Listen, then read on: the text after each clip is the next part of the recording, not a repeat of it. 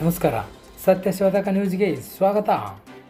ಪಾಪಿ ಪಾಕಿಸ್ತಾನ ವಿರುದ್ಧ ನಡೆಯುತ್ತಿರುವ ಆಪರೇಷನ್ ಸಿಂಧೂರ್ ಕಾರ್ಯಾಚರಣೆ ಯಶಸ್ವಿಯಾಗಲಿ ಎಂದು ದೇವರಿಗೆ ವಿಶೇಷ ಪೂಜೆ ಸಲ್ಲಿಸಿದ ಭಾರತೀಯರು ಪಹಲ್ಗಾಮದಲ್ಲಿ ನಡೆದ ಹಿಂದೂ ಧರ್ಮದ 26 ಪ್ರವಾಸಿಗರ ಮೇಲೆ ಹತ್ಯೆಯನ್ನು ನಡೆಸಿದ್ದಕ್ಕೆ ಪ್ರತೀಕಾರವಾಗಿ ಸಿಂಧೂರು ಅಳಿಸಿದವರಿಗೆ ತಕ್ಕ ಶಾಸ್ತಿ ನೀಡಿದ ಪ್ರತ್ಯುತ್ತರವಾಗಿ ನಮ್ಮ ಭಾರತೀಯ ಸೇನೆ ಪಾಪಿ ಪಾಕಿಸ್ತಾನದ ಉಗ್ರರನ್ನು ನೆಲೆಗಳ ಮೇಲೆ ನಡೆಸಿದ ಆಪರೇಷನ್ ಸಿಂಧೂರ್ ಯಶಸ್ವಿಯಾಗಲಿ ಎಂದು ನಮ್ಮ ದೇಶದ ಸೈನಿಕರಿಗೆ ಯಾವುದೇ ರೀತಿ ತೊಂದರೆಯಾಗದಿರಲಿ ಹಾಗೂ ಯುದ್ಧ ಯಶಸ್ವಿಯಾಗಲಿ.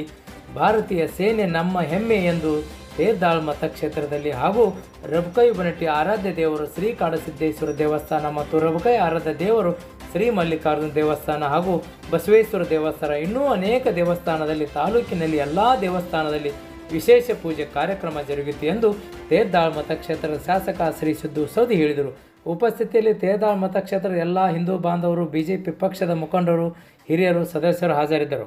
ವರದಿ ಪ್ರಕಾಶ್ ಶಿರೋಳ್, ರಬಕೈ ಬನಟ್ಟಿ. ನಿರಂತರ ಸುದ್ದಿಗಾಗಿ ನೋಡ್ತಾ ಇರಿ ಸತ್ಯಶೋಧಕ ನ್ಯೂಸ್. ಸಾಧಕರು ನಮ್ಮ ಸಾರ್ವಜನಿಕರನ್ನು 26 ಜನರನ್ನು ಗುಂಡಿಟ್ಟು ಧರ್ಮ ಕೇಳಿ ಗುಂಡಿಟ್ಟು ಕೊಂದಿದ್ದರು. ಅದರ ಪ್ರತಿಕಾರವಾಗಿ ನಮ್ಮ ಪ್ರಧಾನಮಂತ್ರಿಯವರು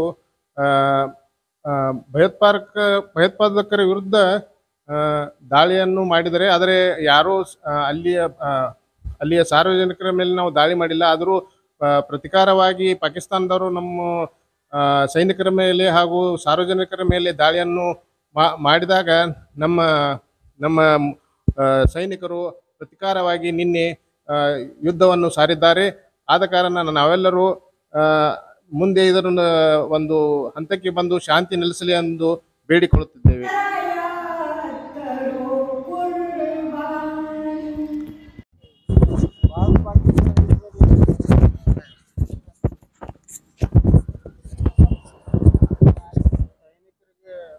ಯಾವುದೇ ಪ್ರಾಣ ಹಾನಿ ಆಗಬಾರದು. ಭಾರತ್ ಮಾತಾ ಕಿ ಜೈ. ಒಂದೇ ಒಂದೇ.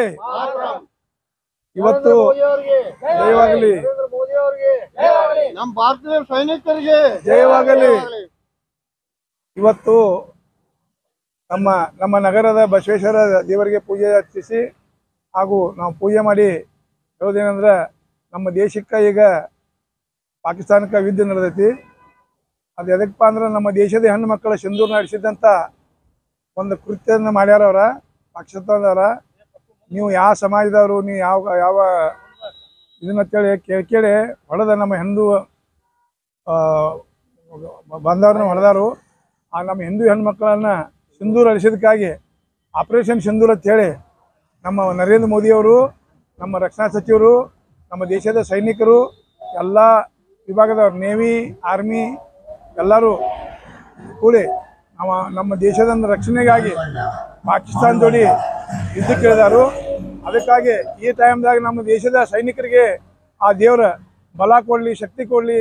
ಈ ನಮ್ಮ ಸೈನಿಕರಿಗೆ ಮತ್ತು ನಮ್ಮ ದೇಶಕ್ಕೆ ಜಯವಾಗಲಿ ಅಂತ ಹೇಳಿ ಈ ಸಂದರ್ಭದಲ್ಲಿ ಹೇಳಕ್ಕೆ ಇಷ್ಟಪಡ್ತೀನಿ.